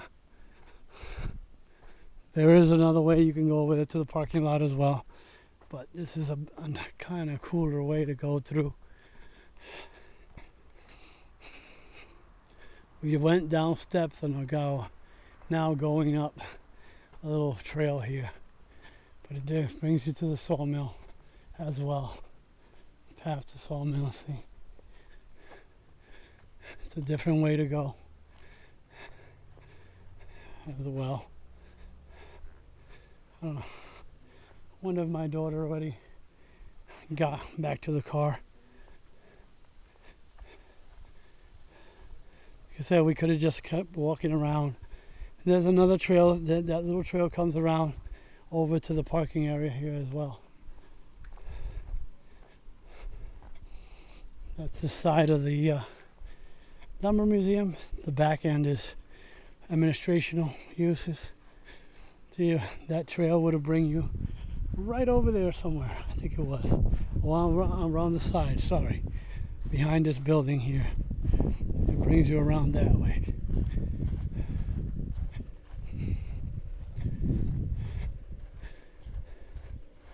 I'm not sure if she's in the car. I can't tell from here yet. But we still got to go see those two buildings over there yet. Several buildings over there. So, like I said, we've been here before. She's seen them. So she's probably not interested. Oh, there she is. Never mind. She's right here in front of the building. Wait. Huh? I didn't think you would. She said there was a cabin or something up there we got to see yet. She mentioned. Let me see. I know she said it's up there. You got to go up that trail. You don't have to. I'll go. Jeez. Oh my goodness. Okay. Yeah. There's the Brookville. She said it's up there. When you go up the Sustainability Forest Trail, I think. Well, we're heading over to the Brookville and the C.C.C cabin. you already went there, though. I didn't, not today. Okay. Alrighty.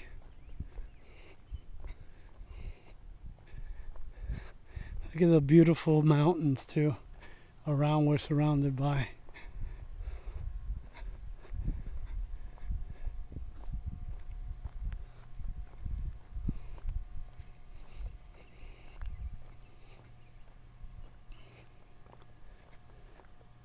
Yeah, unfortunately my daughter gets that way sometimes. I know she said there was a cabin up there somewhere. That it's the newest addition.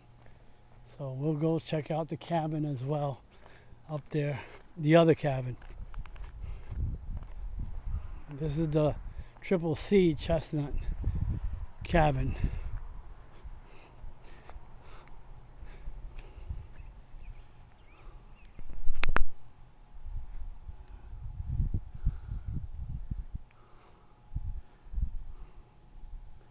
So this was for the Dyer farm, located at the Dyer farm originally.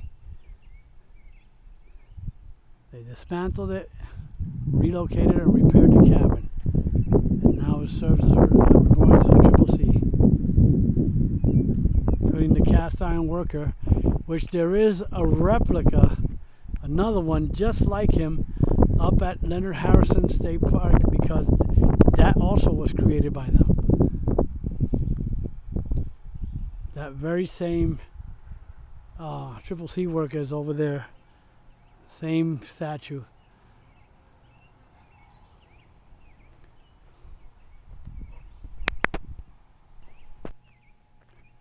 So now we're going to walk in. There's a C.C.C worker. So this is a reconstruction actually it was reconstructed from another location and brought here, and it was put together piece by piece, and this gives you an idea of what a C.C.C cabin looked like. So we have one room here. Here's the legacy of the C.C.C.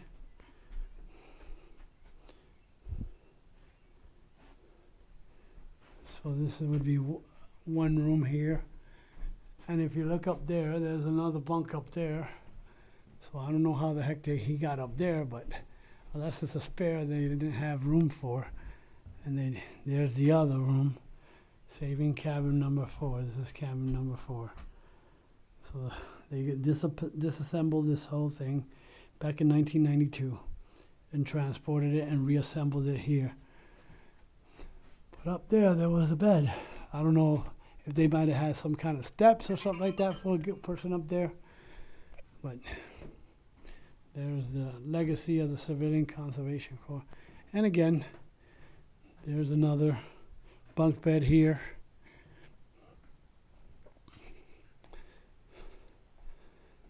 So it looks like maybe 3 people, unless they were double bunked,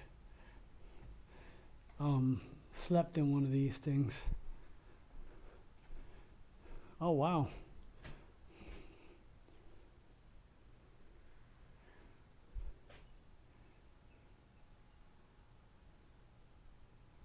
Wow, that's wrong. That they even segregated them here. C.C.C camps was segregated also as well. Wow, because it ran the way the U.S. Army meant, which was segregated at the time. Wow.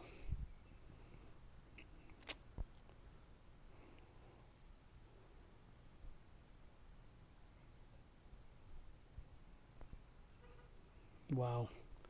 So this is hard time. This is Hoover Dam, and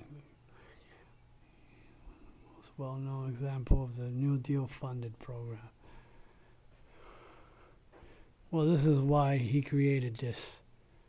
One of the things that came out of it, the C.C.C, FDIC, WPA, PWAP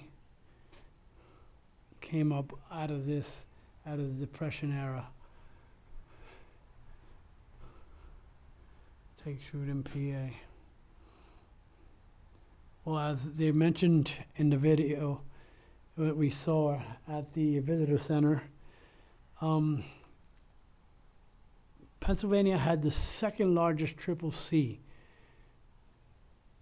Only California had more camps than Pennsylvania's. Had the second most camps around the country.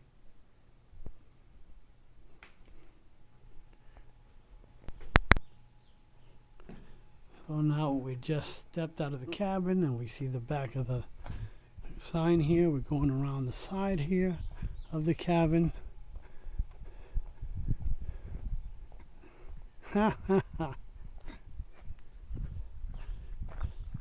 There's the outhouse, Triple C outhouse. They had to add the word out afterwards, I could tell. It was an afterthought. So I think we only have this and a cabin up on the trail up there. But I came in from the wrong angle. This is the Brookville Engine and Tannery exhibit. So they bring the Brookville engine out every once in a while, I guess. Model train exhibit. Oh, there's also a model train exhibit here now. As she mentioned that. So I'm just gonna walk around slowly and show you leather industry and the lumber industry work hand in hand around here. And that's why, because of the bark of the hemlock became very important in tanning, because the tannin that it produced.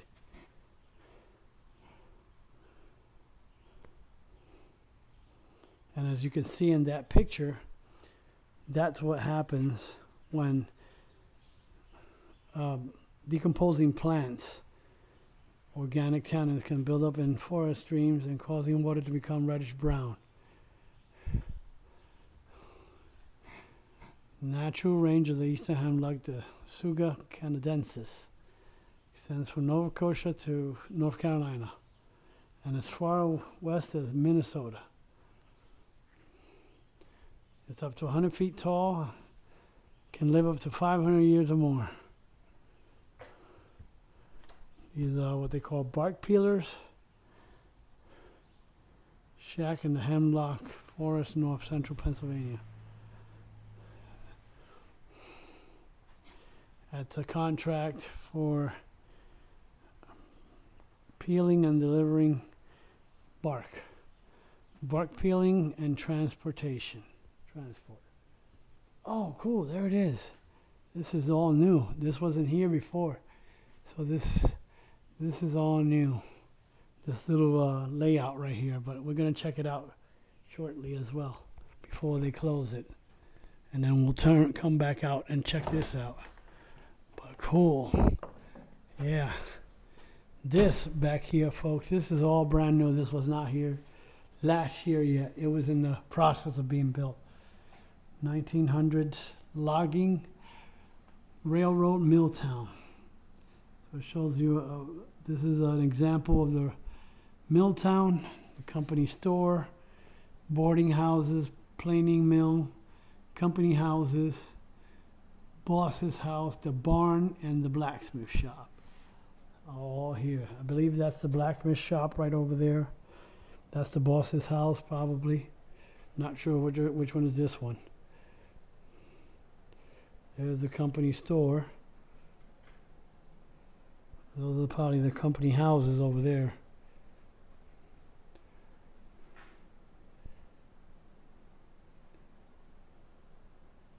Cool. Wow. That is neat. That must have took a lot of time to set up like that. Each individual little piece of wood like that. And then here's the railroad. Wow. Oh, cool. They got a oh, what's the name of the train? Now I can't think of the name of the train. They got a model of one. Wow, cool. There's the log, what I call that log crane, as I call it. There's a version of it.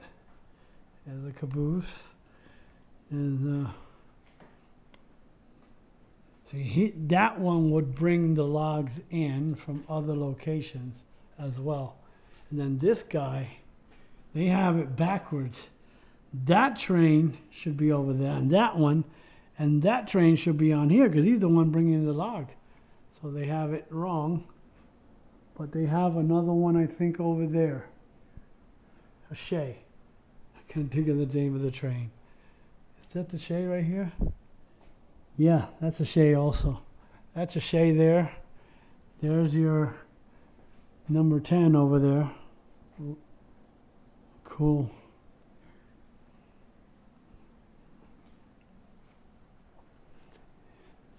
Yeah, the lady at the visitors, right there where you pay your admission, mentioned that this is the new, new thing for this year. I guess that's how they get in. They flip down these panels and then they can fix and adjust whatever they need to do, add whatever they need to do.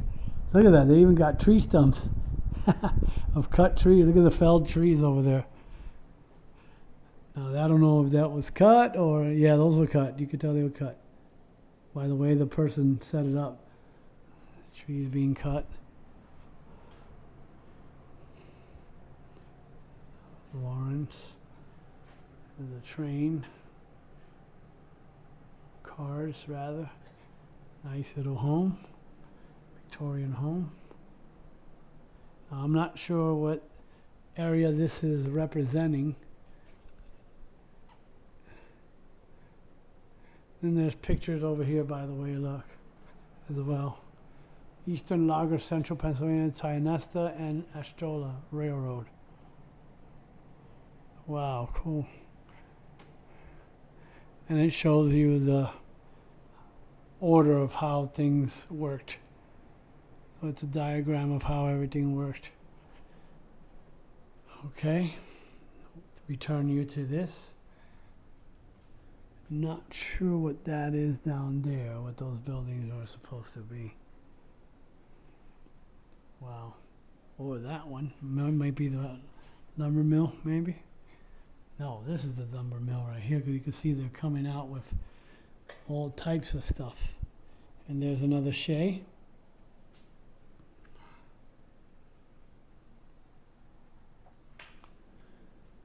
And then your regular railroads. That looks like a Shay right there too. This one right here, but I'm not sure. I can't tell. It looks like a Shay from here. The other one is a regular railroad car coming through a tunnel. And then, oh, cool. I'm not sure if it's a rail car. Okay. Showing them doing their stuff in the shop. Cool. That is an awesome little exhibition. Oh, whew. It was nicer in there than it was out here. And then back to the, it's called the Eastern Loggers there. Slocum staking machine.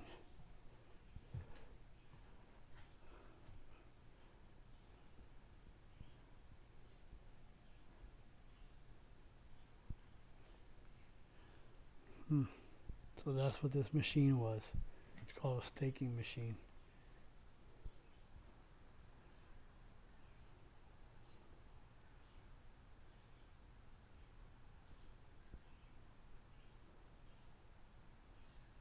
It's probably for leather finishing. And there's a piece of hide, hemlock tan leather with brownish in color. It's known throughout the world for its firm and heavy qualities. vans were connected by means of pump logs, heavy wooden pipes. So this is a pump log right here, a view of it. And then right here showing wooden bark sides were often used to move bark from mountainside to bark carts for transportation to nearby tannery. Right here. And if you didn't know it, both sides of the Pine Grove furnace, well, not Pine Grove furnace, the Pennsylvania Grand Canyon, most of the trees that were cut down was for this. And that's anthrax. Wow.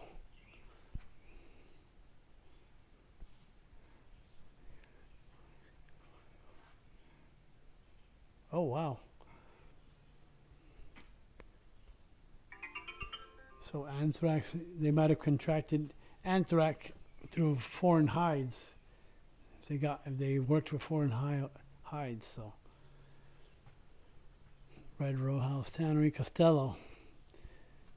Interesting, because Costello is the town south of Austin, and it was wiped out as well originally.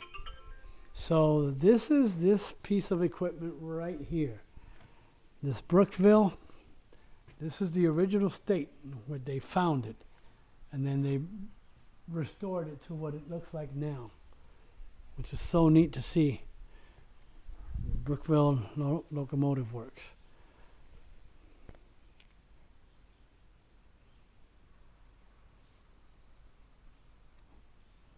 Wow, it was started by a Ford automotive dealer in Brookville, Jefferson County, PA. Awesome. So we're gonna head out next to up the trail here beside here, and then find that other cabin, and then we'll be heading out.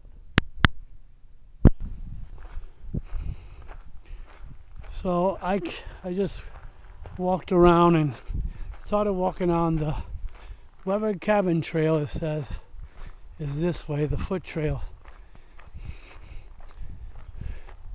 I don't know if the cabin's going to be open still, because I know it's getting close to closing time here for the museum.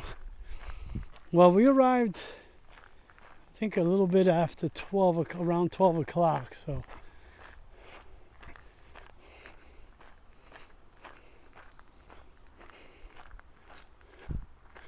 we're going to go find the cabin. And again, there's the display. That's the maintenance building over here.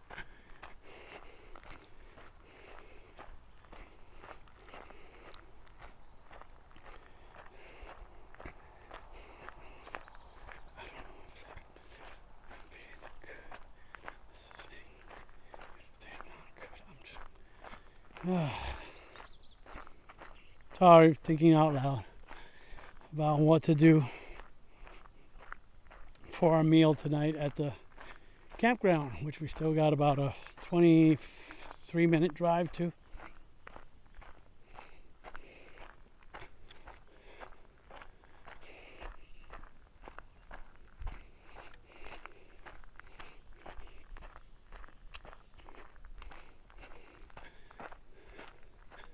Oh, I see what it's doing. It's doing a switchback. Okay. See what it's doing. Something typical of the railroads. With switchbacks, they call them. Nice little so trying to get my little hike in. It is a little warm today. It got up in the upper 80s, early 90s again. So but I got a soda with me instead of water. warm soda now because I've been carrying it around for hours now. But anyway, we'll see this cabin and then head on out of here.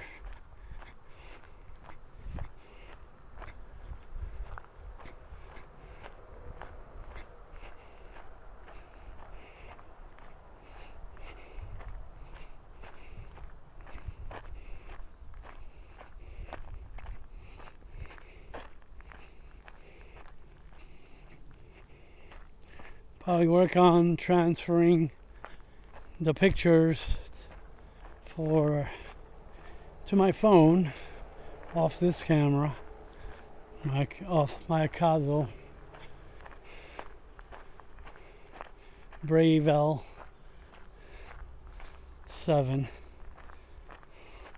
LE7. Sorry. It's GoPro-like. I haven't tried the higher frames per second, frame rates as they call them, to then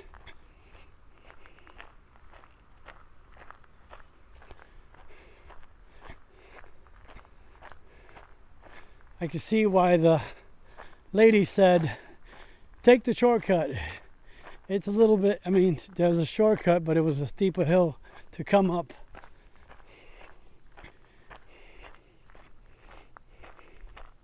I think she said something like 1/8 of a mile or something like that up to it. And the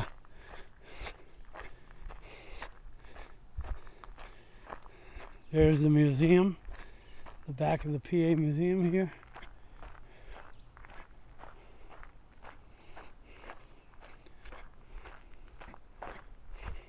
But you can also take this trail here.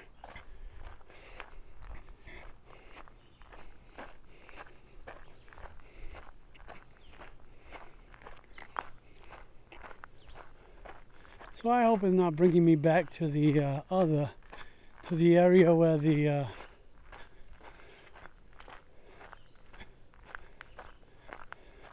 oh no, they're over there. So this, oh, there it is.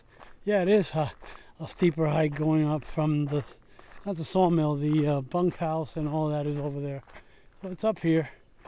Yeah, you can definitely see why this would be like a steeper hike.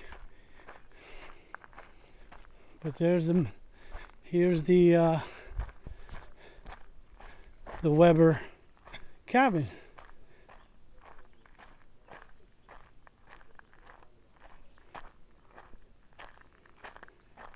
Is it still open? I hear someone speaking inside. Oh wow. So let's go inside. Oh wow.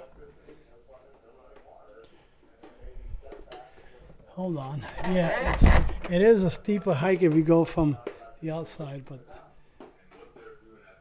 there's cabin on the rim.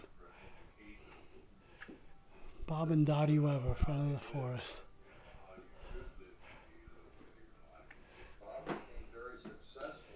Oh wow. Forest fire warden. There's equipment here.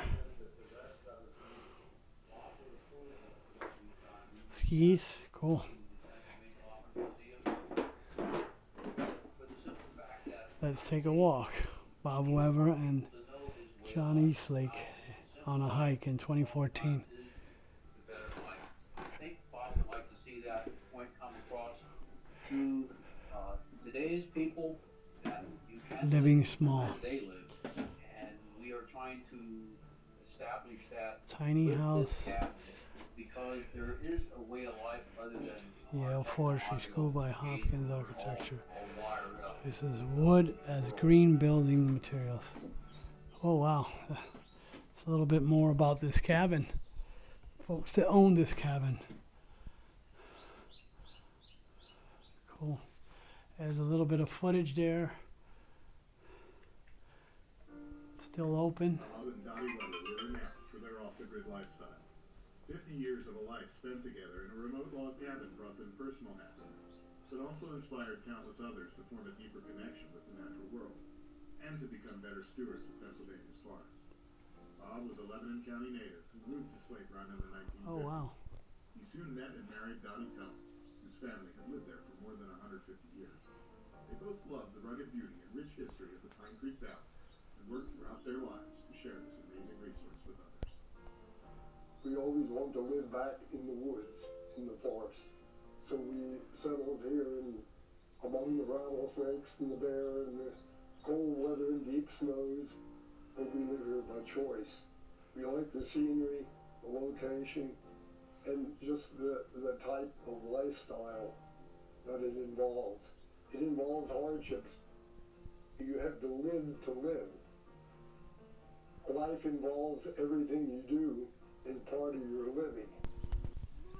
So this will conclude our tour here of the PA Lumber Museum, and it's also outer exhibits outside of the main building as well.